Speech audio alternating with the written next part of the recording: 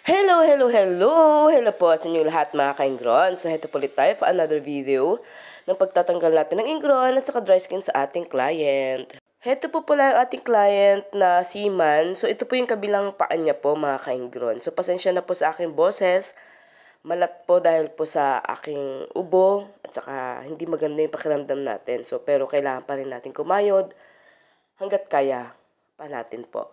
So, ito na nga po, bale, sa part po ng kanyang kuko dito sa kabila, hindi naman po ganun katulad nung sa kabila na kuko niya, yung unang in-upload ko. Kasi yung una, sira po talaga yung kanyang kuko doon.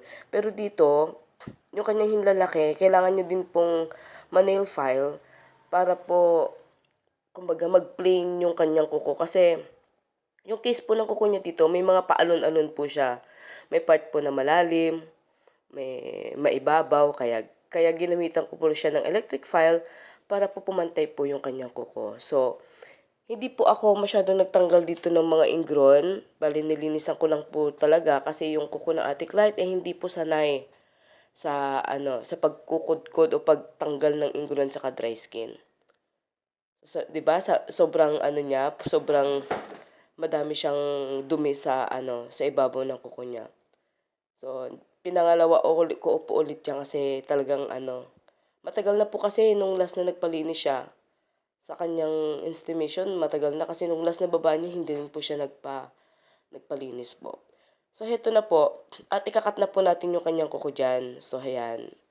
Ganyan po ako magkat. Kunti lang po yung aking kinakat pag ganun. Lalo na hindi po natin kailangan mag-overcut dito. Kasi lagaya po na sinasabi ko, pag mag-overcut tayo, depende lang po sa case ng kuko ng ating client kung kailangan po bang i-overcut o hindi po. So sa case ng ating client ngayon, hindi po niya kailangan mag-overcut. Kasi sa iba, hanggang dun lang po yung kanyang kuko na tatanggalin natin. So may konti lang po siyang dry skin dyan. Yan lang po yung mga tinanggal natin mga ka-ingron. Kasi yung dubi na nakasiksik doon, yun lang po yung mga tinanggal natin.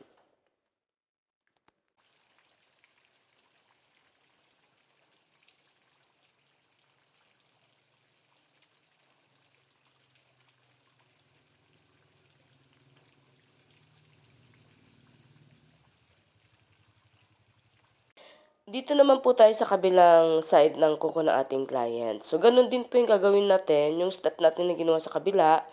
Hindi po natin kailangang mag-cut ng sobra. So, konti lang po, yan. Kung saan lang po pwedeng tanggalin yung mga dumi ng kanyang kuko. So, ganyan lang po yung paglilinis ng kaingron nyo.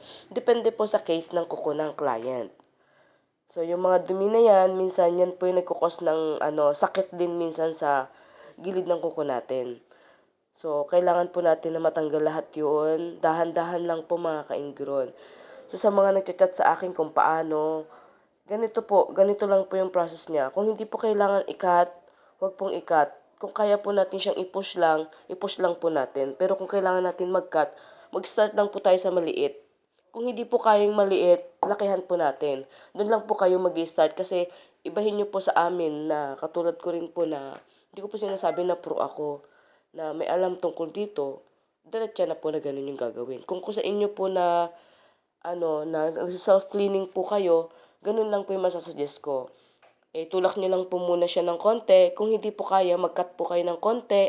Kung hindi pa rin po kaya, dagdagan nyo yung pagkakakat niya. Ganun lang po yun. Kasi sa akin po, iniiwasan ko po yung sira ng kuko.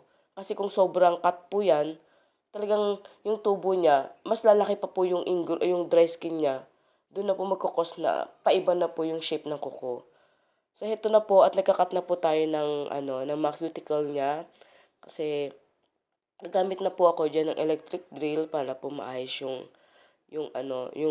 kuko ng ating client para maging plain po siya, hindi po yung paalon-alon na sinasabi. So, heto na po at gumagamit na po ako ng electric drill dito.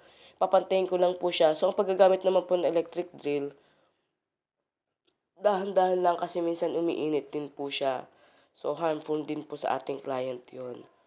So, dapat lang is move, galaw ng galaw para hindi naman po siya, kasi pag naka-stuck siya doon, magkukos po siya ng heat. Pero sa aking nail bits na ginamit, medyo po siya, light lang po siya, hindi po siya harmful. So, heto na po, at sana nagustuhan niyo po yung ginawa natin sa ating client. So kung hindi pa po kayo nakasubscribe at sa lahat po nagtatanong, lalo na po sa aking reels, na bakit daw bitin, punta po kayo sa aking video kasi nandun po lahat yun ng mga lahat ng ina-upload ka sa aking reels, nandito po sa video, sa long videos na to. So, pasubscribe na po mga ka-Ingron and paklik na notification bell para po ma-notify kayo sa mga long videos and full videos na aking na-upload. Pa-follow na rin po aking Facebook page at pa-follow na rin po ang aking Facebook reels. Pa-like po sa lahat ng mga videos ko, pa-comment and pa-share po at samahan niyo po ako lagi. Ka-Ingron ng Abra.